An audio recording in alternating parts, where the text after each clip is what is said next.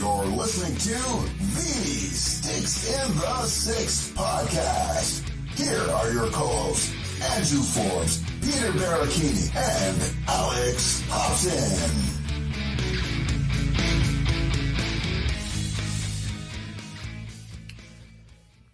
Well, folks, welcome back to yet another episode of Sticks in the Six, here with episode 126. And we know you guys love seeing our mugs so much that we figured we'd do a second episode this week. And very special episode. We were supposed to have Sean The Sheriff McMorrow on last episode, which was a couple nights ago.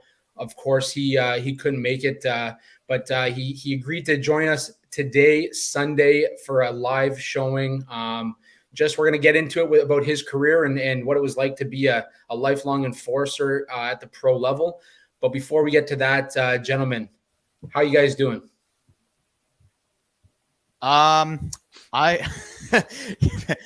Sorry. I wasn't expecting a little staring contest with Peter right there. I thought one of us was. I was actually looking at another tab on my screen. I was just trying to make sure everything was all lined up. So if we were having that staring contest, that was just a happy coincidence right there. There we go. No, things have been going well, boys. I went home this weekend. I helped a buddy move into his new place, and then I had some nice time by the pool today at my parents' house. Obviously, I don't have a pool down here in shitty Fort Erie, but it was nice. Yeah. And I'm looking forward to chatting up with Sean, because I think I met him when we were at the bottom line, but I don't think I was there afterwards, because I had to leave that night because I wasn't in the picture. Right. Yeah. So hopefully, I wonder if Sean felt that same sentiment. He found out I wasn't going to be there on Saturday and said, he missed Alex. That's right. Yeah. There you go. Yeah, I know he's going to bring a lot of energy. He always does, and especially with his show, The Sheriff podcast, over at the Bottom Line in Toronto. If you haven't checked it out, be sure to check it out. Peter, we talked 2 days ago, but how you doing, buddy? What's the last 2 days brought you? Okay, so a lot has changed since the last 2 days, actually. So you know how I mentioned that, family members have been hit with the COVID virus. It's been 3 years, actually. And this is the first time we actually got hit. I'm still okay. I'm still testing negative, but sister tested negative. She's back on the mend. Doing great with that. But yeah, really short couple of days. But you know what? Things are starting to pick up right now. Heading into June, which is basically draft month right now. So it's all hands on deck at this point. And even before coming on, I was just finishing up my final rankings. And boys, I'm just going to say, I'm second guessing myself right now. And I'm still second guessing tomorrow, the day after that, whenever it starts or whenever I post it. I'm still going to second guess myself, because it is very tough right now with the viewings that I've seen, especially this whole entire year, because it's that deep. Isn't that the beauty of rankings, though? We always second guess ourselves. We always love to throw them out there and stand by them until we don't. And then, so we don't, after I published, I was like, oh no, I didn't want to do that. Well, it's too late. It's already out there, kind of thing. Real quick, boys, before we get into the Sean McMorrow interview, I just realized that you asked me how the last couple days were for me, or the last week or whatever, and I just totally ignored the biggest detail that happened in the past couple of days. So for those that don't know, my time with the Hockey Writers has unfortunately come to an end. And effective June 1st, I'm going to be starting a new spot at the Leafs Nation over at the Nation Network there. So, I just wanted to throw that out there. Obviously, that is not going to affect my status on the pod whatsoever. I know that we ran our pod through the Hockey Writers for a while, but I still plan to be here, and I still plan to be back here in the 2023-24 season. And who knows what there will be to talk about by then. But it's gonna be a nice change for me. I'm looking forward to getting to work a little closer to our friend of the show, Jay Rosehill, co-host of Leafs Morning Take over there. And I think there's some good opportunities that are waiting for me. So I just wanted to throw that out there for anybody who cares. Yeah, no, it's and honestly, it's nice to have. It'll be nice to have a few faces on a few different places on the net, and it adds to the flavor that we're going to have here at Sticks in the Six. And for those wondering, I'll be here for the 2030, 2031 season as well at Sticks in the Six. So I'll keep it going, boys. But before we get Sean on here, obviously we got to shout out our proud sponsors, the Hockey Podcast Network, for giving us the opportunity to go live with Sean, as well as The folks over at the NDL House, which this interview is presented by the NDL House. So shout out to them. Just very quickly, Leafs off season is back. And are you getting ready for a night out or watching maybe the Stanley Cup playoffs, the Stanley Cup finals, hopefully soon, at home with the gang? What better way to do it than with a nice cold one from the folks at NDL House in Toronto? With 2 locations in the city at Italy, Toronto at Bay and Bloor, the Biroteca location. They have 2 big screens, amazing authentic Italian food, and loads of beer. Also at OG Brew Pub in the Junction at Keele and Dundas with 120 seats, famous bar food, and 12 taps. Indie Ale House is an award-winning brewery featuring their flagship Instigator IPA and dozens of rotating monthly special release beers, perfect for takeout, dine-in, or bottle shop online orders when planning for game night. You can find Instigator IPA and Marco Polo Pilsner at finer LCBOs across the province as well. Hashtag Live Indie is the motto. Adventurous, fun-focused beers with a selection for everyone. From a healthy dose of in-your-face hoppy beers for the beer geeks to mainstream pilsners and easy drinking options, Indie Ale House is the go-to for game day. And as I mentioned last episode, they do have a new cherry raspberry sour, so perfect for the summer months. So check out the Indie Ale House. Check out their locations. They'll have that sour available in their bottle shops. And boys, as we await Sean's appearance here on the show, any quick ideas of what we could see with the Leafs GM situation as it's starting to break down a little bit more this week? And Alex, I'll throw it to you, buddy. It's wow. That's a question that I've been trying to mull over for the answer for the past week or so, and I have not really been able to come up with anything. I do find it kind of telling that we heard a lot about Brad Treliving in the past, like around last week. We heard a lot about Treliving and his interviews with Dubas and how he was the front runner, and it seems like it's gone very quiet on that front. So I almost wonder if he could potentially be checking in and, you know, seeing about someone like Doug Armstrong or even Jim Null over there in Dallas. And I know obviously Dallas is in the middle of a playoff run, so I can't imagine he's picking up his phone and answering calls from Brendan Shanahan for his next job. But yeah, it's kind of crazy, man. And I really have no idea what to expect, because I just think that it's really going to come down to, I'm losing my train of thought here, because there's so many possibilities and we're just hearing nothing about it. So yeah, it's going to be a crazy situation. I will say that I don't think that Brad Treliving is the absolute monster that everybody thinks he could be. I think that we're all a little scarred over years of JFJ and Brian Burke and Dave Nonis. And believe it or not, that there are other good GMs in the league outside of Kyle Dubas. It's not just him or you know, going back to that era. So I'm just going to keep a sharp eye out. We'll see what happens. Well, there you go. As we got your very, very good answer on the Leafs' possible next GM, Sean the Sheriff McMorrow has joined the show. And Sean, welcome. 3-time AHL Man of the Year, 13 seasons of professional hockey. You made the dream come true. You made the NHL, buddy, and nearly 4,000 PIMs over your career, from the OHL to the EIHL to wherever you played, man. You were on the ice and you were creating havoc. Ladies and gentlemen, boys and girls of all ages, I'm not doing it nearly as well as the sheriff himself, but welcome to the Sticks and the Six podcast. Sean, how's it going, buddy? Oh man, it's going so good. And hey, don't discredit yourself. That's an incredible episode. I feel incredibly special.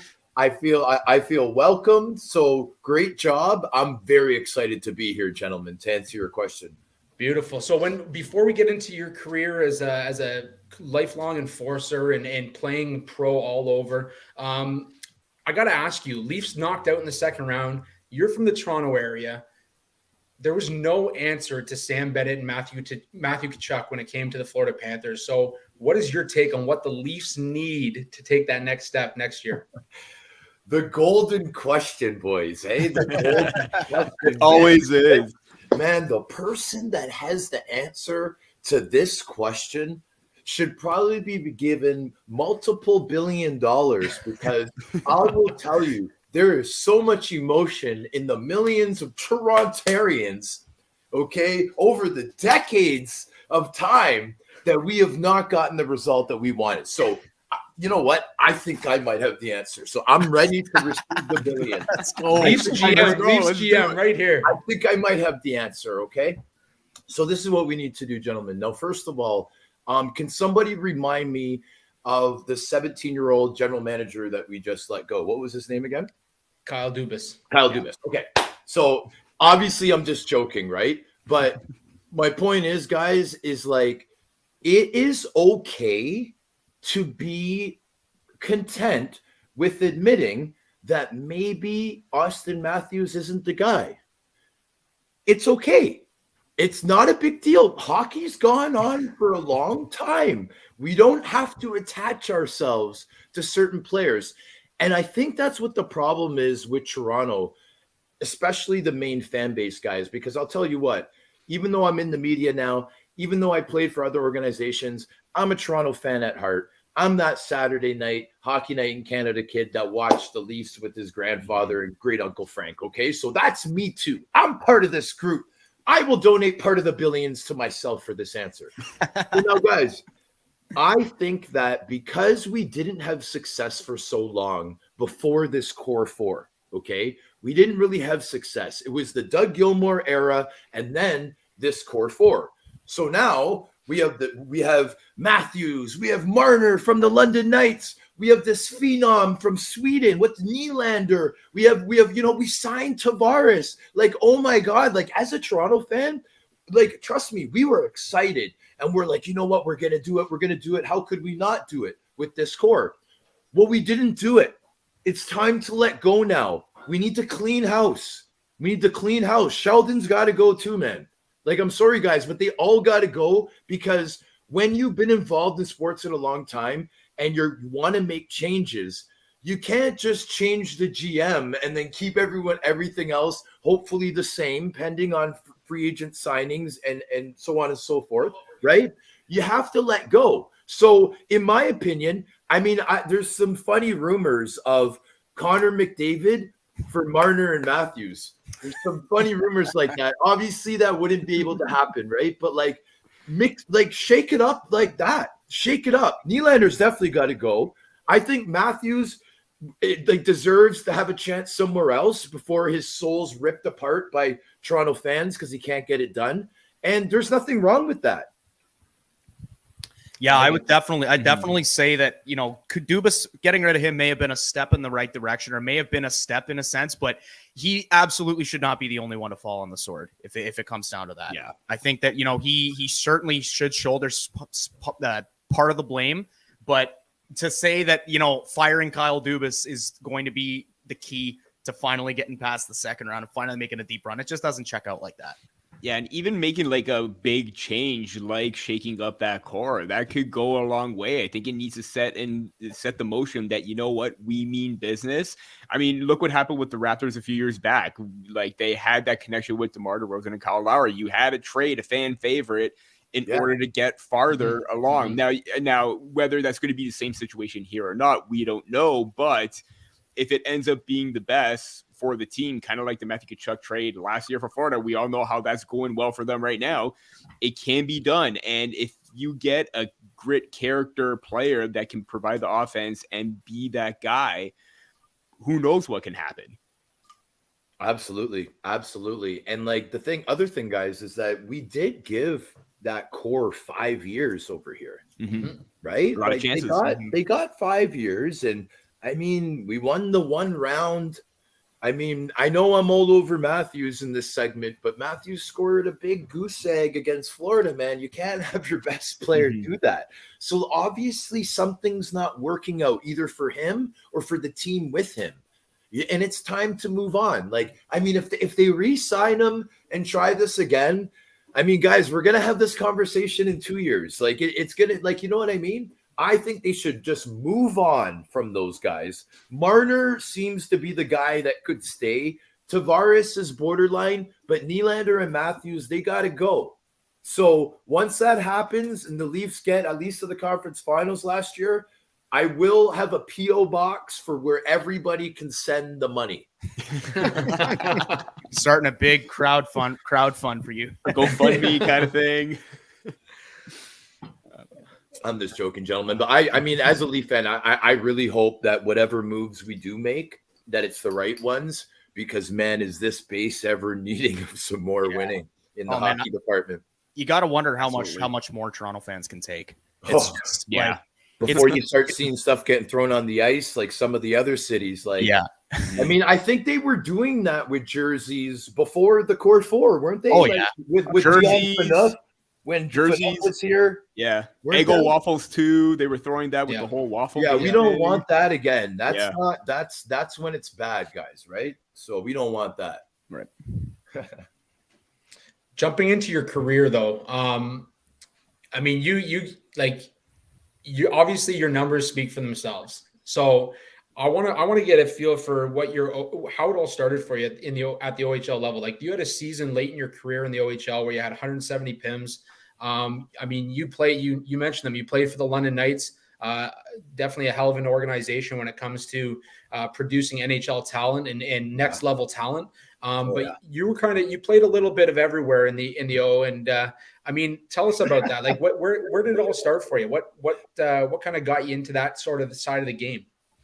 So I love talking about the OHL because although, gentlemen, it was only 3 years, man, it seemed like it was like a 10-year phase of my life. Like, just with all the teams, like, I mean, like, people ask me, like, Sean, like, how the heck did you play for 6 teams in the OHL? Well, I'll tell you at least about half of them, and that happened in a couple months. So that kind of answers it in its own way. I was traded to the Mississauga Ice Dogs, and this is how I met Don Cherry. So I'm grateful for this phase of my life.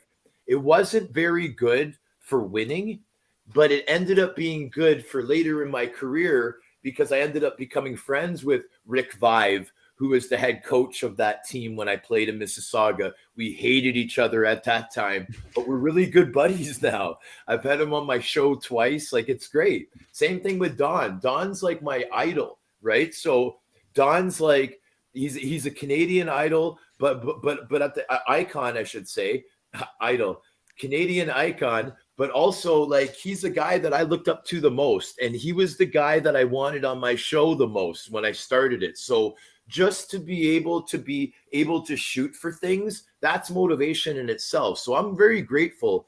I played for Mississauga. It was the year that Jason, this is a kind of a cool story. Jason Spezza is up for the draft, right? So it's either going to be him or Ilya Kovalchuk. Okay, they're both 83 birthdays. So now Bobby Orr was Spezza's agent, and he's telling Jason, he's like, look, we're not going to go first overall if you're on the last place team of one of the CHL teams, like in the OHL. It's not going to happen. Ilya is going to get the pick. So they demanded a trade, and Windsor just happened to like trade like 8 players for Jason.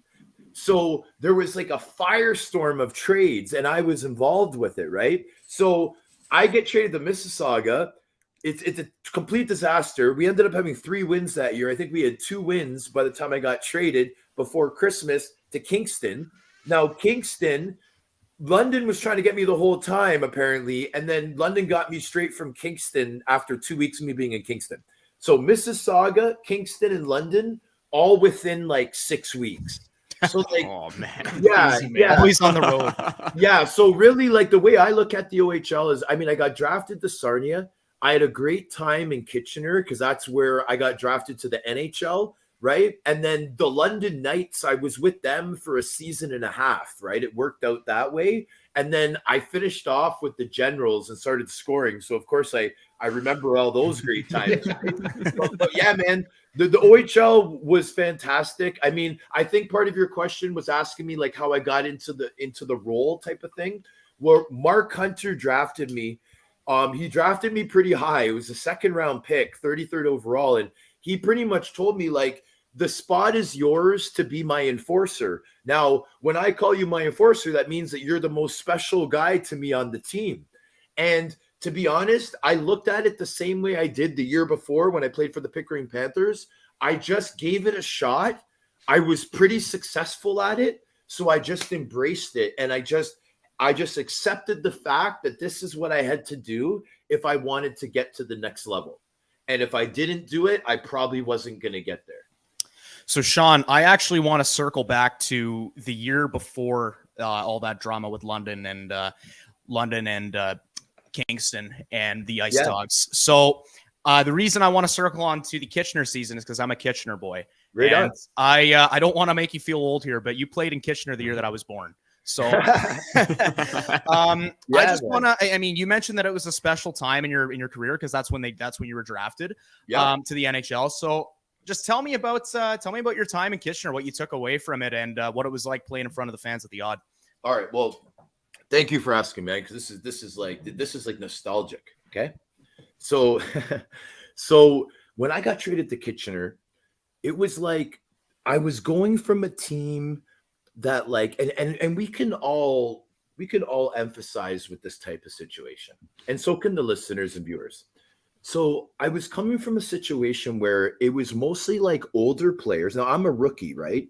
Mostly older players on the team, mostly guys that like don't really have the same interests as me. Like it was weird. Like we were all hockey guys. You know how we played on some teams that were like everybody loves hip hop and stuff, and we all are kind of into the same interests. Other teams, it's like it's very diverse, like everybody likes everything and it's kind of like neutral. And then you'll be on other teams where half the team only listens to the country, and then it's like, you know what I mean? And there's like, it's no one really know what to play in the dressing room, and you know what I mean? It's like it can get all weird. Mm-hmm. So I went from a team pretty much where I wasn't really that comfortable. It was a lot of older guys, and they were kind of like I don't know what the content on the show is, but they were very not nice to the rookies.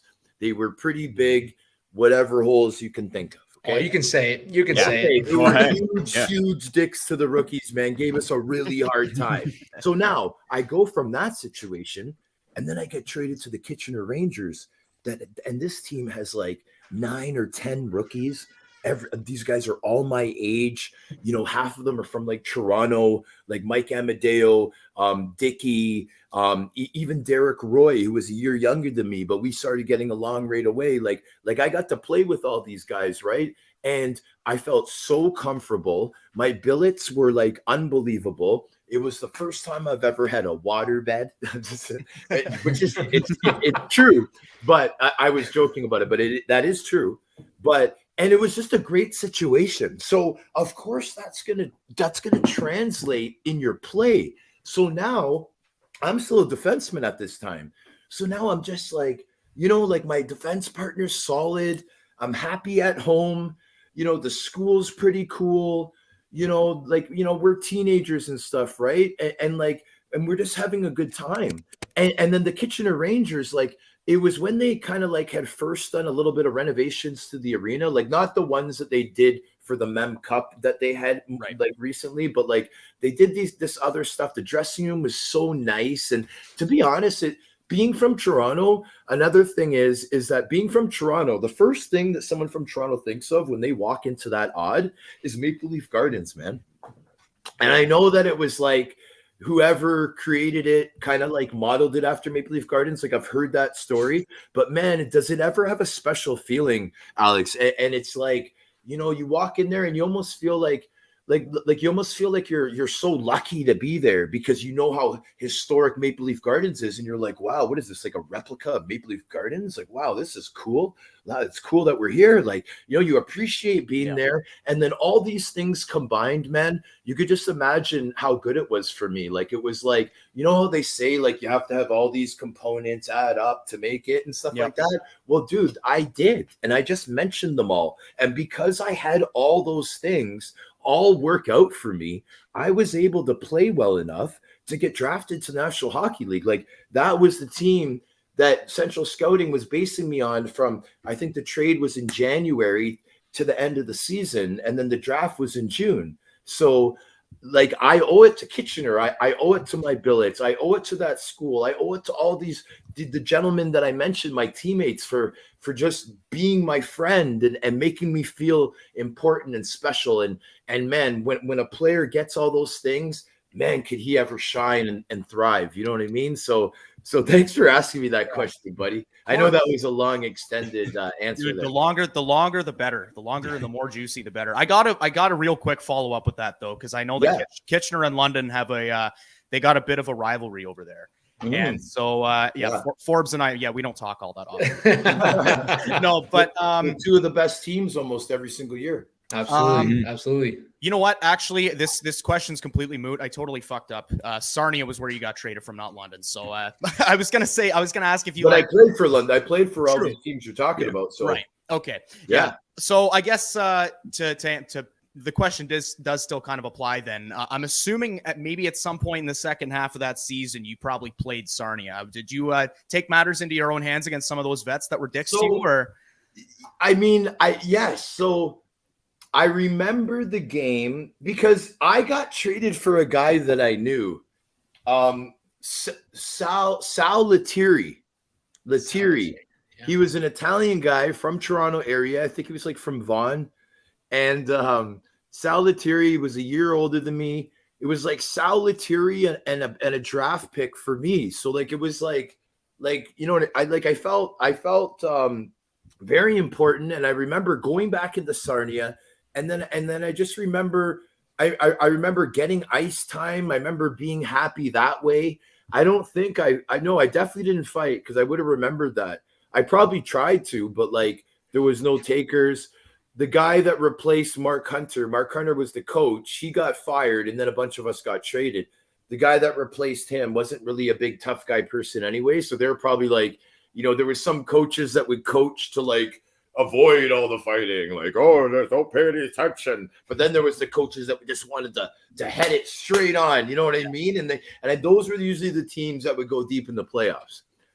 That's awesome. That is awesome. I love that. I love that Kitchener played such a big role in your where you are right now. Mm-hmm. That's interesting to hear about because you look at Hockey DB or whatever. It says 31 games, and you think okay, maybe that's just half a season, but 31 games, a lot can be packed into that. So it was 31 games and plus a playoff series against Sault Ste. Marie, but like it was it was a huge part of my journey, my friend. Great. Huge. Sean, I also just want to circle back to the Hunters because you played for Mark and Sarnia and even Dale for a certain point in London. Obviously, they're kind of like, you know, junior hockey royalty in the sense that, you know, they run the show on whatever, especially right now, they run the show. They own everything with the London Knights. They do the scouting and everything like that. I just want to get your take. What was it like playing under them? Because when I was at the junior camp a few years back talking to Dale Hunter and Mark, it seemed like, you know, they want to get the best out of their players no matter what situation or what team they're on. I just want to get your thoughts on those two. Yes. So I'm a Hunter guy through and through. Mark and Dale Hunter have done a lot for me in my career, and they have been popping up again and again throughout my journey. And they look out for me. They've done me many favors. I can call them for advice. I think I even called them when I was in trouble one time. I'm very close to them, and what they do for hockey is incredible. And like, I'm telling you, man, like this is a family where hockey was everything. And they had to, you know, learn the hard way, the old school way. Right. So they mix some of that into their hockey genius, and a lot of good stuff comes out of it. And, you know, like Mark has told me stories about, like, you know, we'd be doing bag skates and, you know, guys would be like, you know, giving the coach dirty looks and you know what I mean? And the way Mark would respond, he'd be like, listen, you guys think this is tough? Try jogging when your father's driving the pickup truck and you and your two brothers are jogging at 5 a.m. and your father's not going to slow down and he's behind you. You think this is tough? Mm-hmm. You know what I mean? So like he told us, hey, I had to get stuff to heart the old school way, and I'm willing to translate that type of intensity into my hockey genius and do it in the modern era. And I think that's what Mark's secret is, to be honest with you. He's so original and raw, and somehow he's able to translate that into modern ways. And it's absolutely incredible. But the other thing is they make you feel like a professional.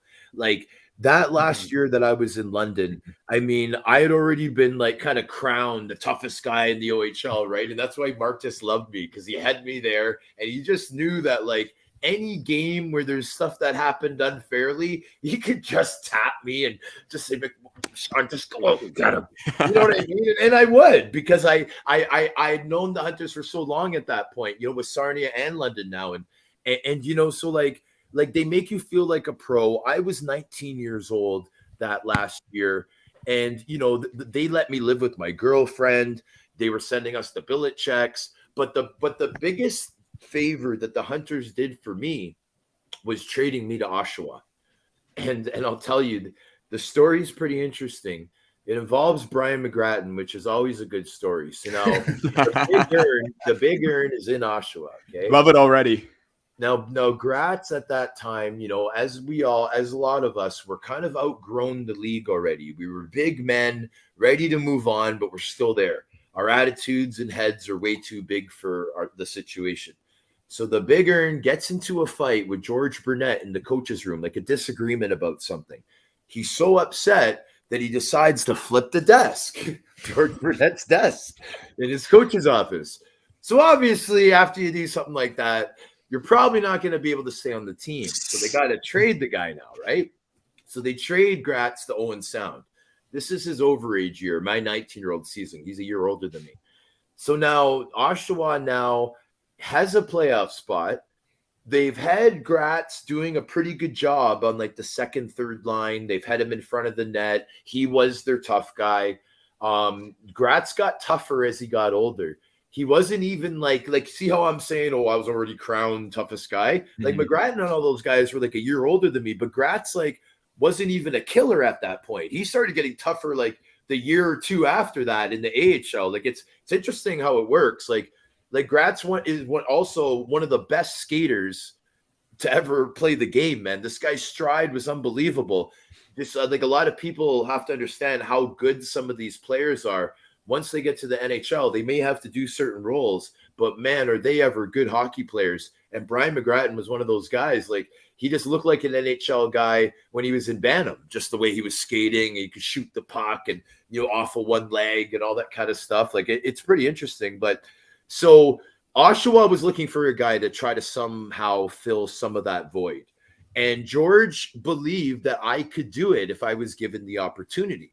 So the Hunters agreed to the trade, knowing that they weren't going to make the playoffs, knowing that this was my signing year for my entry level, and that I hadn't proven that I could play yet. I was only being used as an enforcer at that time, just getting the tap on the fourth line. And this is in junior. So like you have to be able to at least be able to prove that you can at least play a regular shift in junior to even get a sniff at the next level. Like you can't just be, you know. So I got that sniff and I got traded to Oshawa. They put me right on the third line. They put me in front of the net on the power play. What that did to my confidence was like incredible. And then so what I ended up doing was, because I finally started getting all these opportunities, my assistant coach was Michael Fuda, who ended up also being a really good buddy of mine growing up. He's won 2 Stanley Cups as an executive. And Fuchs was, how I knew him was our St. Mike's connection.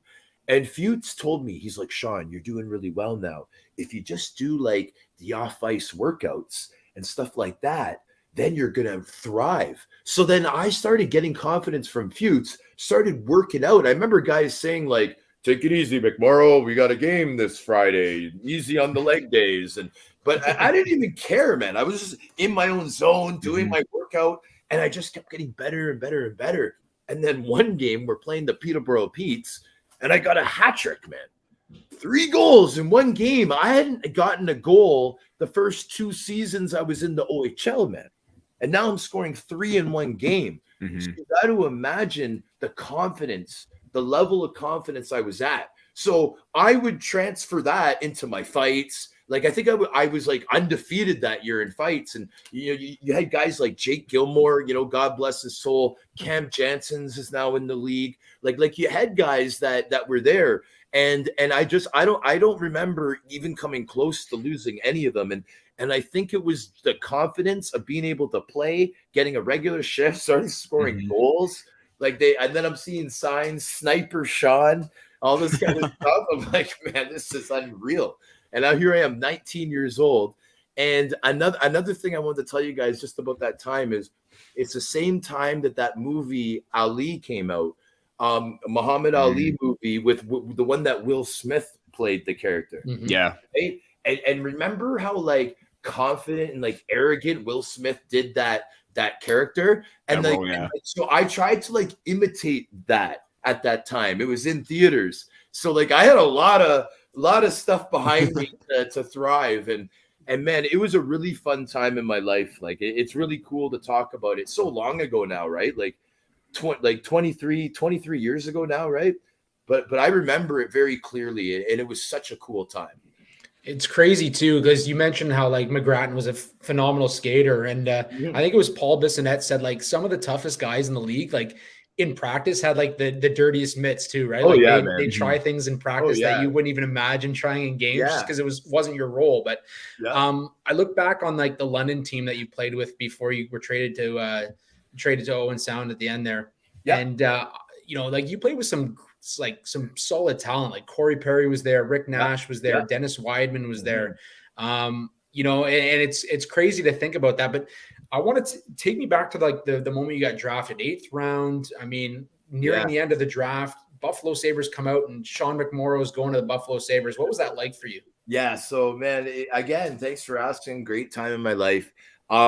So my agent at the time was Mike Gillis, the same Mike Gillis that was like the GM of the Vancouver Canucks like a little while ago. And I'm not sure what he's doing now, but he had a rule, and his rule was if you were not rated in the first 3 rounds of the draft, then you weren't going. You know what I mean? And so my draft was actually in Calgary, and I wasn't allowed to go because I was rated in the 7th round. So now Mike said, he gave me the reasons why. I understood. And he said, just sit at home, have a barbecue with your family, enjoy yourself and wait for a phone call. So that's exactly what I did. And, we had a barbecue at my mom's house at Deep Dean. And, it was a very tense time, gentlemen, because, that's when the internet was like kind of new. Like this is in 2000, right? So it was like new. So it was like, even with something like a draft, it was still like 2-3 rounds behind like real time. Like you could look it up, but it was like delayed like hours, right? So when the draft had gotten to like, this was the second day too, because the first day is first 3 rounds or whatever, second day is the rest. So now it's like the 6th or 7th round, and I'm thinking, man, it's probably over. Like, you know what I mean? This is delayed. I don't know. Then a minute later, phone rings, like ding, like the landlines. The landlines are right, gentlemen. And so they're passing the phone to me, and I pick it up, and it was Don Luce from the Buffalo Sabres, and he's like, "Hey Sean, this is Don Luce. I'm the director of player personnel. Just letting you know that we've just selected you in the 8th round. We're very excited. And we're going to be giving you a call back. Darcy Regier, the general manager, would like to talk to you, blah, blah, blah." So like I hang up the phone, and then, woo, the celebration went. And it was really cool, man. And like I talk a lot on my show about, the NHL draft, like being a family accomplishment, gentlemen, like if you think about it, like the players are 18 years old, other than maybe like 1 year away in junior, their families have been with them through and through every aspect of their journey. So, I look at it like it's a family accomplishment, and like the NHL is pretty much, they're selecting the player, but they're pretty much saying like, look, we're picking this player, and like, we want to recognize this family for all their blood, sweat, and tears. It's now up to this player of what he's going to do with this. But this draft selection is really just recognizing your family for everything that they've done. And so everybody knows how committed they were in order for this player to be given this opportunity. And I'm telling you, man, even the players that just play house leagues, get the selects, they ride it in a couple of years. Maybe they hurt their knee and they can't play anymore. Even those families deserve credit, because those were multiple practices and games every week, sacrificing your time, gas in the car, everything, guys. You guys all know it. We're all hockey guys. Hockey's a very unique sport and takes a huge commitment from the families. And I think that needs to be recognized through the airwaves of how much people do for us players, like our families. So I know I'm going on and on and on, but shout out to the families of the hockey players. That's a really great point because, I think you can almost compare it to something like a movie. Like a real good movie comes out and your eye's obviously going to be on the big actor, the guy that's selling the whole thing. But, that movie doesn't happen without the camera crew, without the production crew, without the makeup artists. Like there is a grocery list of people. So, you might look at a guy getting drafted in the first round and think, okay, well, he gets drafted in the first round because he's a good player. But, that being a good player doesn't happen without the parents driving you to practice, without the team parties, without the mentors, the coaches. Like I like that you shine light on that. Yeah. And while we're we're a good example, sorry, Alex, just to add to that, a good example is look at the grade 8. Look at Alex Ovechkin, how he lives with his mom and his grandma, and how he brought them over from day one. Like, I don't know if you guys know that or the listeners and viewers, but that's a very close connection. The grade 8 and his mom. But sorry, Alex, continue, buddy. No worries. I was, now that we mentioned the fact that, the bringing you back to the day you got drafted, I want to take you a step forward to the day you played your one game in the NHL. Now, I think that if you make the NHL, even if you play, whether you play 1,000 games or you play one, odds are you've got something that 99% of people who are around you don't have. So I think it's wicked that you were able to get your shot there. I really just want you to take us back to that day. Who's that game against? What do you remember about it? I see that there were no penalty minutes in that game, shockingly. So Exactly, man. Fair enough. So, I mean, again, man, you're asking me these questions that are really cool, right? So, all right. So the NHL game. So the coolest thing about the NHL game is the fact of who it was against and where it was. Okay. So now to build it up, this is a Canadian kid from Scarborough. Okay. How I would spend my Saturday nights, I think I've already kind of mentioned it, is I would do a 5-minute walk over to my grandparents' house. And this is if I didn't have a game myself that night. I would be looking forward to the evening because I would know that I'd be guaranteed to have Raisin Bran toast with hot chocolate. Okay. And this is the Raisin Bran toast that's nice and thick. And when you put it in the toaster, doesn't even get burnt because it's so thick and it stays warm for a long time. And you can drink that hot chocolate. And as a 6 to whatever year old, that is a really big deal on a Saturday night. So that's what I was guaranteed, first off and foremost. Now I get the comfort of being with my grandfather, Tom McMorrow, and his brother, my great uncle Frank. And I got to sit in this nice chair, and we would all sit there and we would watch Hockey Night in Canada, Toronto Maple Leafs against whoever they were playing. Okay. So that was how I grew up. So when I got called up, it was after practice. I was playing in Rochester at our practice facility, and practice had just finished. And the way that they were going to do it was they were going to tell me when practice was done and then tell me that I had to go. It was only a drive because it's only an hour drive away, Rochester and Buffalo. But so Randy Cunnyworth calls me over. And, as you guys know, like the fourth liners, they have to do a lot of work. As we were just mentioning, some of the fourth liners have sick mitts, do sick moves in practice, right? Yeah. And so it's not uncommon for the coach to call you over because that just means you're going to do like a quick feet drill, maybe some extra shots, or whatever it may be, right? So Cunny calls me over and he's acting a little bit weird. He has this smirk on his face, man. So I'm like trying to think like, man, have I gotten in trouble for anything lately? Like, what's happening? Like, I'm only a rookie, right? So I just turned 21. So I go over there and Cunny's like leaning on his stick like this. And, and he got to the point right away. Like, I'm like, hey, Cunny, what's up? And he just goes, you got the call. You're going to the show. Like, that's how he said it. Those words, right? So he says it. A warmth feeling starts coming through the body from the toes to the fingernails. Every type of pins and needles feeling that you can think of, you're embracing it, you know, and you know, like guys, like for me, for me, it was like I knew that it was the Toronto game, because like when you're in the AHL, you kind of like, you know, everything about the NHL team because you want to stay current, because if you get called up, you don't want to feel like you're out of the loop. Like, you know what I mean? And everybody in the AHL believes that they're the next call up.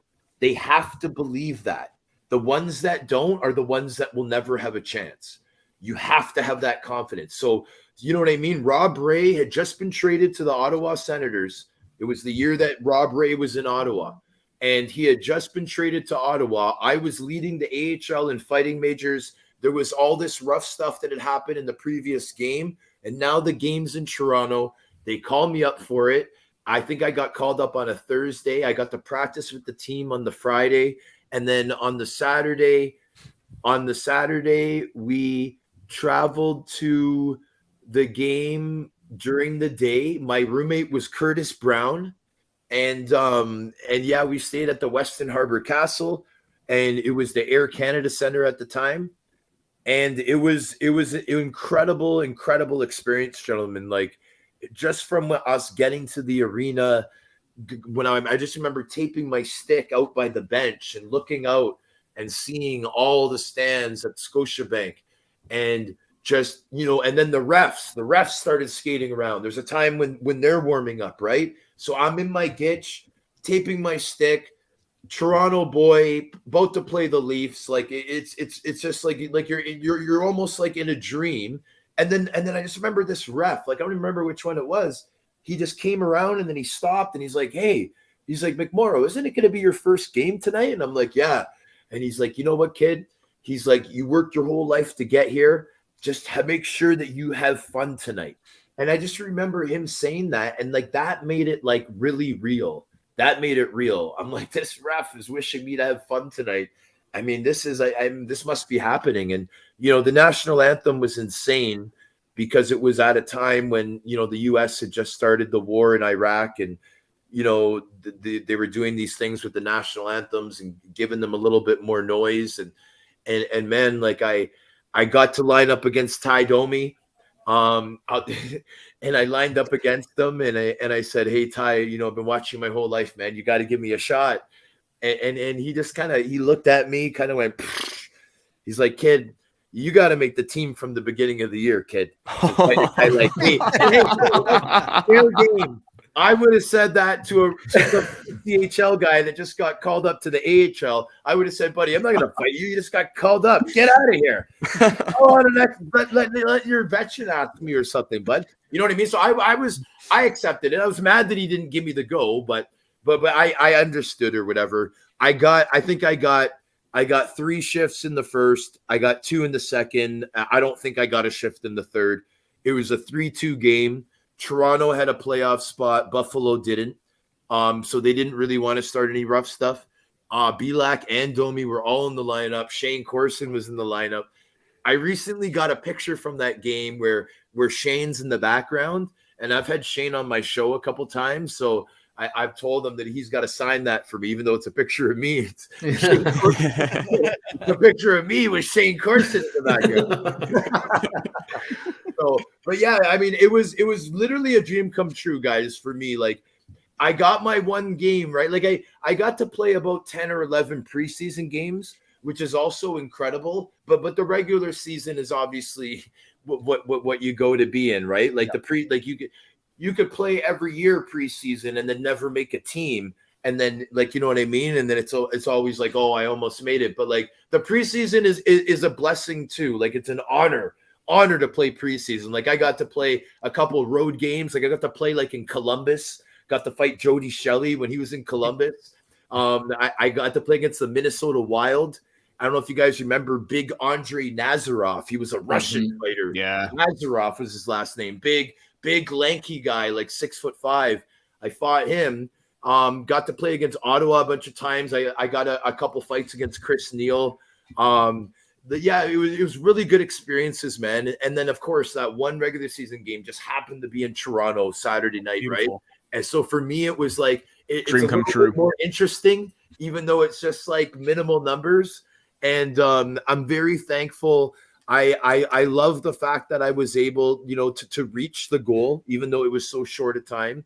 And yeah, like I always tell everybody, it's possible for anybody to make it, even though it's a very small chance. Anybody can do it though. And like, no one would have thought that a guy like Joel Ward, because he lives so close to me in proximity, Joel Ward was not supposed to play in the NHL, but he did because he kept working hard and he never gave up. And like, that's just what I tell the kids, man. I tell the kids, like, I do mentoring these days, and I tell the kids, I go, I came from exactly where you guys came from, and I got the chance to play. So everybody here has that opportunity, and it may not be to play in the NHL, but everybody can make something out of hockey. If it's getting accepted to a prep school, if it's being able to get a scholarship, if it's being able to get a job because you played with the guy that now owns the company, whatever the case, you can get something out of this game. Just work hard, be a good teammate. Stuff will work out for you. Words to live by. Yeah, beautiful. Yeah. Hell of an experience. And before Peter gets going with the next question here, a quick word from our sponsors. As the Sheriff would bet on himself, you can also lay a few bets here with DraftKings Sportsbook. Light the lamp during the hockey playoffs with DraftKings Sportsbook. Right now, new customers can make a $5 bet and score $150 in bonus bets instantly. Obviously, we've talked about it before. The betting on the new Leafs GM is rampant, and I'm sure the odds will change as interviews continue to happen. Download the DraftKings Sportsbook app now and sign up with code THPN. New customers can make a $5 hockey playoff bet and score $150 in bonus bets instantly. That's code THPN only at DraftKings Sportsbook. If you have a gambling problem, call 1-800-GAMBLER. In Massachusetts, call 800-327-5050 or visit gamblinghelplinema.org. In New York, call 877-8-HOPE-NY or text HOPE-NY 467-369. In Kansas, call 1-800-522-4700 on behalf of Boot Hill Casino and Resort. Must be 21 plus in most eligible states, but age varies by jurisdiction. Eligibility restrictions apply. See show notes for offer details. See DraftKings.com/sportsbook for details and state-specific responsible gambling resources. You come up with that bet on yourself thing on the fly there? Absolutely, I did. Attaboy. Absolutely. I'm getting better at these ad reads too. Yeah, better every day, bro. That's right. All right. So, Sean, obviously, this could be a quick one because I just want to get to know like how you got the nickname The Sheriff, but also The Sheriff. Yeah. Like tying into what you were talking about mentoring before too. You say you mentioned that you mentored little kids, coaching and all that. You posted on social media about being a part of the Carnegie Initiative. And I just want to get your thoughts on being a part of that, that group and how important it is to be a part of the program and make the game more inclusive and accessible, and getting your take on the NHL. And if it's, if there's questions or debate about whether the NHL has done enough or if they haven't done enough, is it possible that they could do more in the future? Yeah. So, I mean, I think the best way to start this off is to point out the fact that the biggest problem. Oh, hold on. I'm not sure what I did there. My back? Yeah. Oh yeah. Yeah, okay. You're good. Yeah. Okay. So I think so. So let's do the back track here. So I think the best thing to do is to point out that what the biggest problem with our game is that it's not accessible to all demographics. Okay. And so some people say, well, what the heck do you mean by that? Okay. And fair enough. This is a new conversation and it's a new topic for many people. So when I say it is not accessible to every demographic, what I mean, and the best way for people to understand, is that when I was a kid, I played for the AAA team, the Don Mills Flyers. Okay. I was very proud to play for this team. There was a registration fee for this team, but it was nowhere near, even with inflation and all that type of stuff, nowhere near the numbers that it is today. Now, minor hockey is a complete business where when I mean, I'm a lot older than you gentlemen, but when we were kids, it wasn't so much as a business as it is now. Let's just put it that way. Yeah. Today in 2023, if your kid is good enough to make the Don Mills Flyers AAA hockey team, you have to have $15,000 for registration. Now, I'm not talking about $15,000 will be put in an account and that will cover everything. No. This is just your registration. This is not driving to practice. This is not paying to get into the arenas. This is not paying for the hotels for tournaments. This is not buying equipment. This is not a lot of things that are, hiring babysitters to babysit your other kids because your oldest son just happens to be talented enough to make a AAA team. So you got to pay everything you got, it's crazy, right? Mm-hmm. So, you got 2 kids? So I guess you're comfortable with paying $30,000. So now if you're a single mother that's a nurse like mine, and let's say you make $45,000 salary, which is very respectable for one person to be making that kind of salary in 1 year as a profession. So you're trying to tell me that it's realistic for this woman to pay $30,000 of her $45,000 salary, which she probably gets about 30 after taxes anyway.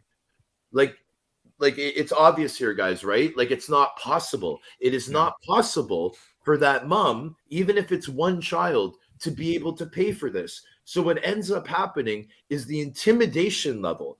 Like it's not even people that are not willing to maybe push and grind it out a bit and be able to get that money and go. The intimidation level is so high that you have all these elitist families, and there's nothing wrong with success. I played with all these people. They are great people. They worked very hard for their money. Some of them got left money from their parents, whatever. That's how the world works. But a lot of these people are hard workers. They just happen to get into good schools and live in nice neighborhoods and make a lot of money. And they're able to afford to have their kids play AAA and AA hockey without a sweat off their head, right? But a lot of people can't do that. So the game is not accessible. How do we solve that? Part of your question, can the NHL do more? This, that, the other. Well, this is what needs to be educated the most, first off and foremost. There are now programs that I've been a part of, programs like Own Hockey, Seaside Hockey, Hockey Equality, the HDA. Yes. These organizations, I just named 4 of them, now have programs of beginners hockey that have no registration fee. But you know what the best part is, gentlemen? Is that it's free equipment. So let me tell you something. I was part of Seaside Hockey Club this whole winter that just passed. The program is giving the kids free equipment. I'm talking about skates all the way to helmets, gentlemen. Okay. Beautiful. So I was on the ice with these kids that not only got free registration, but they have brand new equipment head to toe. I'm looking at them and I'm like, man, do those skates ever look cool? They're way better than mine.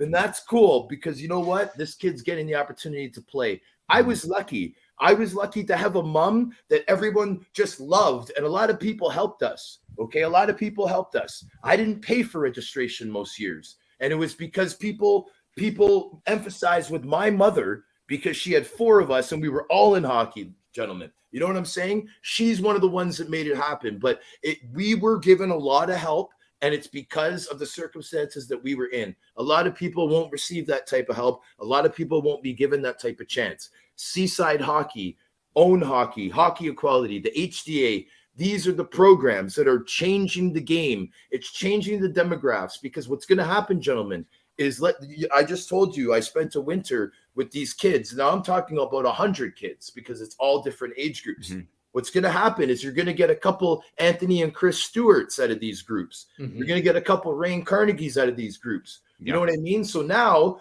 not only are you having the 1 in 100, Anthony Stewart that may have gone through the mainstream, but now you're also going to be having the handfuls of these talented kids that would have had no opportunity, would have had no chance to even have a new skates. Are you kidding me, man? The skates are like like even junior, $200-$300, senior, $500, $600, $700, $800. Yeah. It's more than Air Jordans, man. And Air Jordans is out of reach for a lot of families. You know what I'm saying? So it's just not possible. But these organizations make it possible. So can the NHL do more? Make more of these organizations. Seaside's only based in Scarborough. Now I believe next year they're going to be moving to Seaside West, where there'll be one in Western Toronto. Now there'll be one in Scarborough. You know, Own Hockey is doing some really big things. HDA is doing well as well. And Anthony and Shante Stewart's Hockey Equality, they're thriving as well. And these are all programs where, and you know what? A lot of people are like, well, hey, you know, how is that fair? How is this positive? Whatever. But let's look at this angle. Okay, so Canada as a nation, we identify as a hockey nation. We all know that. Okay, we're the hockey nation. Now, 20 years ago, the NHL was like, and I could be off a little bit, but it was like 77% Canadian. Now, I believe Sweden, of all countries, has overtaken Canada for per capita the most NHL players in the NHL. Can anyone confirm that with me? I think it's Sweden. Canada's not number one anymore. We were always number one. Now we're number two. I think number one is Sweden, and they're basing it on the populations of the countries and then how many players are in the NHL representing that country. So my point is that we're not dominant in hockey anymore. Yes, we won World Juniors and you know what I mean? Like we do still win, but we're not dominant the way in 87 and Lemieux and Gretzky and all that era. That's when we were dominant. You know what I mean? Paul Coffey and those guys. So one of the reasons is we're taking our players from a pool where there's one demographic, the people that are wealthy enough, and then the lucky ones like Chris and Anthony Stewart and Wayne Simmons that get to sneak in. Okay, so we got that demographic. Why not make the demographic for the whole country? Do you know how good our country is going to be 3, 4, 5 years from now when these grassroots programs are thriving and we're producing little Connor McDavids out of Malvern Arena in Scarborough? Mm-hmm. Right? And this is Team Canada. That's Canada too, guys. It's not just Upper Canada College and De La Salle and St. Mike's. It's everybody in Canada, right? So what we'll do is we're going to expand the demographic and our country is going to be dominant again. If you go to other countries, it's not the same for the price for the ice. It's not the same for the equipment. It's not the same. Like it's very accessible in some of the other countries that are now thriving with hockey. It's very different. And like, I don't know how many of you guys have watched the Black Ice documentary, but that documentary is based on the Colored Hockey League that was in Nova Scotia in the late 1800s. And the NHL has taken a lot of stuff from that league, like the slap shot, like the goalie actually moving around and not just looking like a pole, things like that. You know what I mean? And one of the things that they mentioned in the movie when they interview these locals from the Maritimes is that they say like everybody had equipment. Everyone had a pair of skates. It was almost like you got your summer shoes and it was almost like your winter boots were your skates. Mm-hmm. Like it was just automatic. And like, I don't know where we got away from that in this country. Like we used to have it on point this was back like in the late 1800s, like all those families, they all had hockey equipment. They all went to the rink on their spare time. Like that's the culture of our country. And I think our government needs to embrace that more and be more proud of it because it's a really cool story. And anybody that hasn't seen the Black Ice documentary, you got to check it out. It was in TIFF. That's what me and my mom saw it in the Toronto International Film Festival. And it was, you know, like I was able to watch it again when the Carnegie Initiative came back around. And to answer your question about the Carnegie Initiative, well, let me tell you, I had an opportunity to be a special guest because of my relationship with the family. And, you know, my mother got to come with me. My girlfriend got to come. And we all embraced it. We went to all the dinners. But the most important thing that I thought was the panels, because the panels were discussing the most important things that's happening right now in the world of sports. And like, you know, with what we're talking about with the diversity in hockey, like making hockey more accessible, all this type of stuff, right? And like, you know, I'm listening to these guys, and one thing that I appreciate when I'm part of this stuff is, you know, this is the kind of stuff that I want to do for the next 25 years. Like, not only do I want to get into broadcasting, that's why I have my podcast, but I want to be a public speaker. I want to be a motivational speaker. I want to be on those panels. I got my first opportunity to do a panel just a couple months ago. It was the McMaster Sports Business sports conference that they had there, and they invited me to be the main speaker. So I got a taste of it just a couple months ago. And my goal, just to tell you guys now and to say it on the show, my goal is to be on one of those panels this coming season for the Carnegie Initiative. And I'm telling you, the day that it's announced that I will, I'm going to contact you guys and say, hey guys, we were talking about it on your show and it came true. So manifesting is important. Good energy for the better good. I hope that it happens. And I had to mention on the show. Sheriff, Absolutely. we'll give you an official Sticks in the Six guarantee that if that happens, we'll bring you back on the show to talk about it. Yeah, Absolutely. I'll come on the show anytime, gentlemen. I like, listen, me being a host, you know, sometimes I kind of forget, and I'm thinking that I'm doing my own show because I love all you guys, you know what I mean? So I know I'm talking a lot, guys, but I'm telling you, you guys are making me feel very comfortable. This is incredible. You guys do an incredible job. Well, you know man. What, man. Thank you. That means a lot. But you coming on here and giving the answers that you are, it really means a lot. And it's very in-depth, very detailed. And that's what we want to hear. You know, I was just going to say the content. Sorry, Alex, the content that you're giving, man. You can talk away that, like, you can carry a show obviously by yourself. So I mean, to have you on is just incredible. But go ahead, Alex. No, you actually pretty much said what I was just about okay. to say. All right. Like, when you say, you know, you apologized a couple times for rambling on or talking too much. That is what we feed off of. We love guests where we don't have to pry answers out of them, but you wind them up like a toy and just watch them go.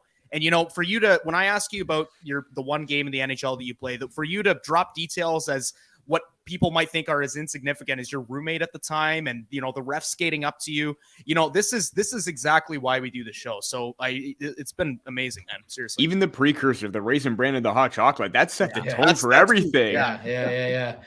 Sean, we've taken up a lot of your time. We're only gonna get to another couple questions here, but before we do, I did want to throw that stat back at you. Sweden per capita right now, 137,534 population per player.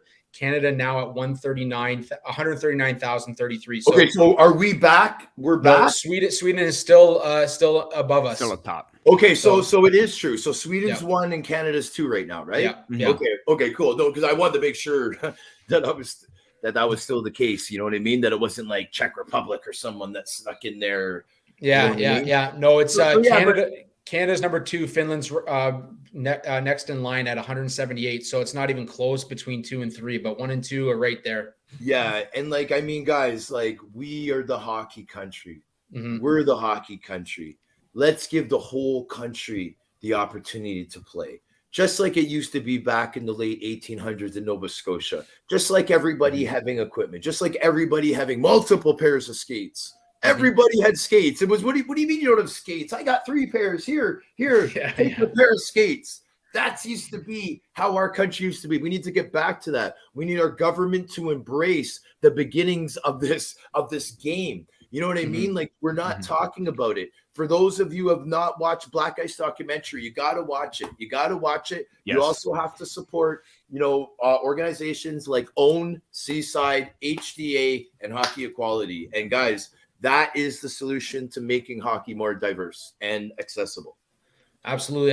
And I wanted to give, like, you went into it a little bit. I want to give a shout out to your mom as well. I know how close you guys are. You had her at the show when we were at Bottom Line there, so we had a chance to meet her as well. Yes, that's right. Shout out to her for being a big nurse shout out as well. You guys know Sheila. Absolutely. Absolutely. You guys know 6-foot Irish Sheila, man. You guys. That's right. That's right. So before we she's get into probably watching or listening. There you go. So shout out to Sheila. Yeah. Quick question. You did continue the pro career overseas as well. Yes. You know, tell us about playing overseas and what that was like real quick. Wow. Well, I mean, we're mentioning Sheila, right? And like, and the one cool thing that I thought my mom did was when my parents split up. We were all born in Vancouver, my siblings and I. And my parents split up. There was a divorce, and my mom's family's all from the Toronto area. So my mom decided that we were going to live with her anyway, so she was going to move back to where her whole family was. So now McMorrow is my mother's family's last name. And she legally had our names changed. Like, my father's name is still a part of my name, but McMorrow was legally changed to be my last name when me and my siblings were very young, moving back to Toronto. And the idea behind it was to have us have the same last name as all our cousins and uncles and aunts. All the McMorrows were in Toronto.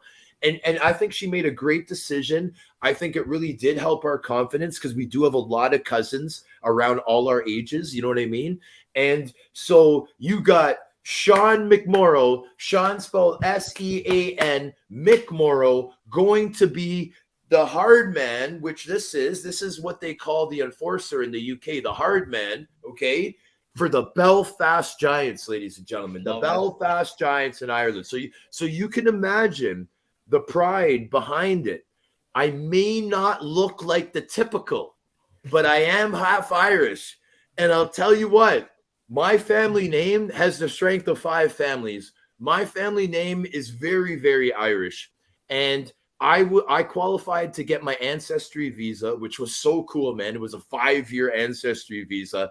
All I had to prove is that I had a grandparent that was born there, was able to do it very easily, got approved for the thing. The Giants just loved the fact that I got that because I think it was like cheaper for them to get me over, like paper wise. And yeah, man, I got over there. They embraced the whole sheriff, a nickname. They made badges. They made T-shirts. They really gave me the most confidence that I think I've ever had as a pro. Okay. And it was one of the favorite years that I ever had. But the reason why it was so important to me is because I don't know if the listeners know the history of Northern Ireland, but Northern Ireland, where Belfast is the capital, Northern Ireland is actually its own country, and it's the northern tip of the Republic of Ireland. It's part of Great Britain.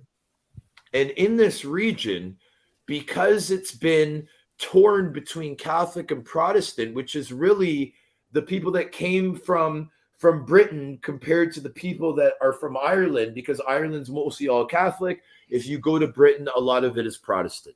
So you have these communities that are side by side that have been fighting for hundreds of years, and they call it the Troubles. So although things have gotten incredibly better, there still is issues in the country. They use the British government uses the Belfast Giants to bring the communities together. And it's a beautiful thing. And when I was recruited, what they were looking for was a tough guy, like an enforcer, because man, we're talking Ireland, we're talking bare fist fighting gentlemen, we're talking Notre Dame, we're talking the Conor McGregor type attitude, we're talking people that like action, they like the combat sports, and they love the passion. Okay, they were looking for a tough guy that was willing to be the face of the team, that was willing to do all the public appearances and everything necessary that this team is used to try to bring the communities together. Now, if you look at the Belfast Giants jersey, right from the colors to the emblem, everything is neutral. It's done this on purpose. Now, they had an opportunity with a new sport to make everything neutral, not like soccer, where everything's related to religion and there's Celtic or Ranger and everything is opposite and it's all it's all for conflict. This is a new team with neutral colors. The Belfast Giant is a gentleman by the name of Finn McCool.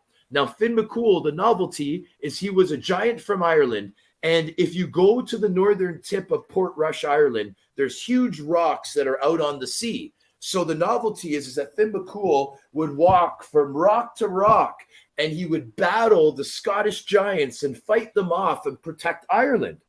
So there's nothing about that story that has to do with religion, nothing about that story that has to do with conflict, and it's just about pride. when you come to the Odyssey Arena, you're not allowed to wear anything but civilian clothes or a Belfast Giants jersey. You can't come in with a soccer jersey or anything that's going to cause conflict. There's no national anthem in the arena, just to avoid any tension or anybody that would start to argue. Everything is designed to bring the communities together. And I was asked to be the guy that would head this and that would do all these appearances. And I was so about it. And I just won my 3rd AHL Man of the Year award and learned that the word volunteer should really be the word opportunity, because that's all it did for me, gentlemen. And sorry, I'm trying to squish all this information in because I know we're running low on time. But I'm telling you, the Belfast thing, man, like I was so proud, and there was and the culture is so strong that I don't think I'd ever forget that season. That's awesome. I always love hearing the stories about people playing overseas and because it's just, you go out there and I mean, I've only been to England once, but and I know this is Ireland. I mean the UK, the whole thing. Yeah. But UK in general, I think that there is an untapped market there. I know that people are into hockey, and you mentioned you go over there, you're the biggest celebrity in Belfast, and I think that's an experience, just like I said about getting to play an NHL game. Like, that's an experience you're going to look back on forever. I got one last question for you here. It's kind of a fun one. We have talked to one other enforcer on the show, I think, unless I'm forgetting someone. We talked to Jay Rosehill a couple months ago, and Rosie told us, we were asking him about who his toughest fight was. And I was going to ask you who your toughest fight was, and you can feel free to answer that too. But the one thing that he told me when he gave us that answer was that he always found it harder to fight the smaller guys, because for the guys that were standard, 6'6", 250 or whatever, he said that he could sometimes wick them around, and they're not as good on their feet as some of the smaller fighters. So I just want to ask you what you make of that, and what you found between the difference between fighting, bigger guys like yourself and maybe the guys like Ty Domi who are 5'8", 5'9", etc. Yeah. So Rosehill's pretty on point. For me, I would rather fight a guy my body type than fight a guy that's 5'10", 240 like a John Morasti. And it's simply because a guy that's my height, that has the reach that I have, doesn't get hit every time.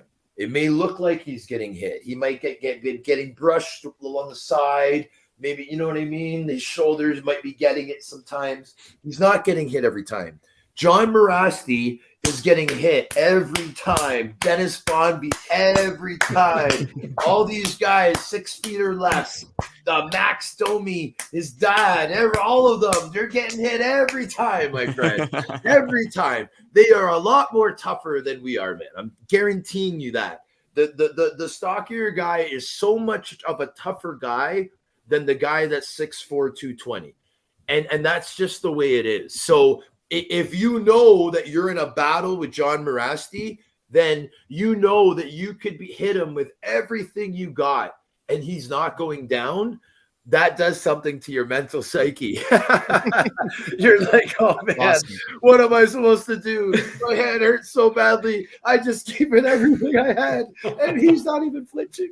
That's awesome. I think that's from what you guys have both said, that seems to be a little bit of a misconception that the bigger guys are always the toughest outs. Yeah, I mean, the bigger guys can be like intimidating, like when you first see them, because it's like, oh man, like, you know what I mean? Especially when it comes to like the actual game, like body checking and all that type of stuff, right? But man, if it's just like, if there's 5 seconds left on the clock, the game is 6-1, the game's been pretty rough. There's been some cheap shots leading up to this point. And the coaches tap all the fourth liners. They're all go out there. And then you know your guys, a guy like John Morasti that's 5'10", you're just like, Jesus, man, I would take anyone in the world other than this guy right now. You know what I mean? So yeah, like that's definitely the way that I look at it. Right on.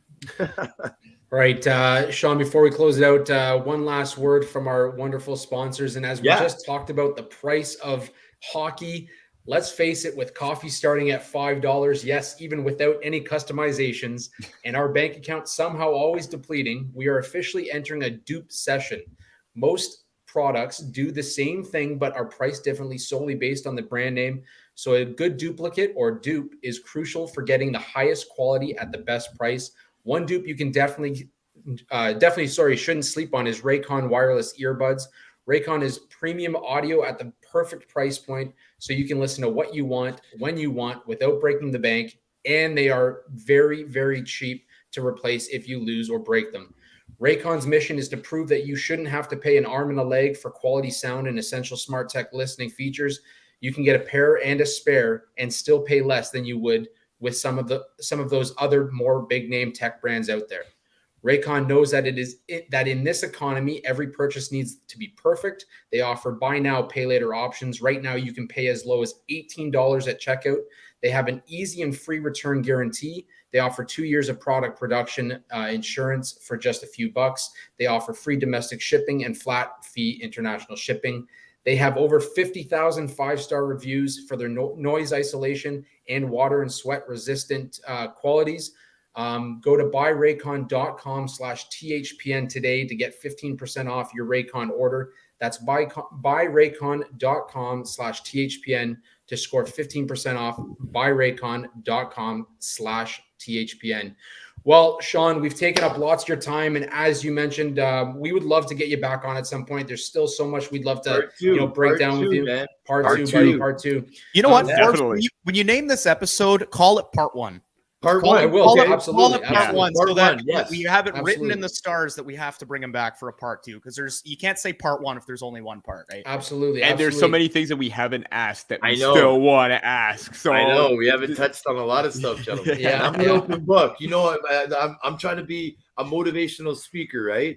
So when you're a motivational speaker, you own everything that's been in your life, all your experiences, right? So you guys know there's been a lot of experiences that I've had. So yeah, man, part two coming soon, ladies and gentlemen. There you go. We'll give you a quick shout out to Chris Perry, who says, "Good show, Sean. Thanks for the invite, brother."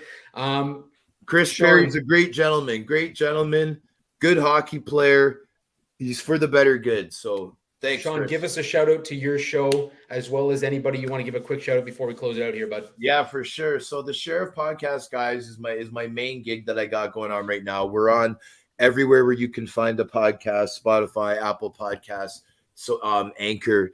Our social media is The Sheriff Podcast. I do have my personal accounts, but if you want to support one of them, I'd rather you support The Sheriff Podcast accounts on Instagram, Facebook, and on Twitter.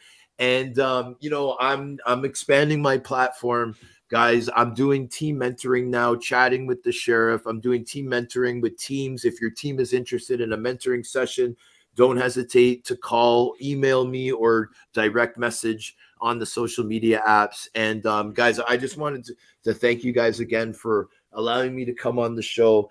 I'm a big fan of you guys. I loved it when we'd run into each other at Bottom Line. And, I consider you guys my friends. And I'm just happy to know you guys. So thanks for having me on, my friends. Yeah, I was joking to the guys before the show that I didn't get to be a part of that picture at Bottom Line, because I got an early start in the morning, so I had to take off. So I figured, we're gonna have to get together or meet up at Bottom Line or something, man. Yeah, 100%. Love to. Absolutely. Thanks again for coming on. And as always, folks, you can follow us on all of our social media as well. Make sure you check out Sean the Sheriff McMorrow as well on his social platforms, as well as the show. Check out the Sheriff Podcast. Until next time, my friend, have a great night. Woo!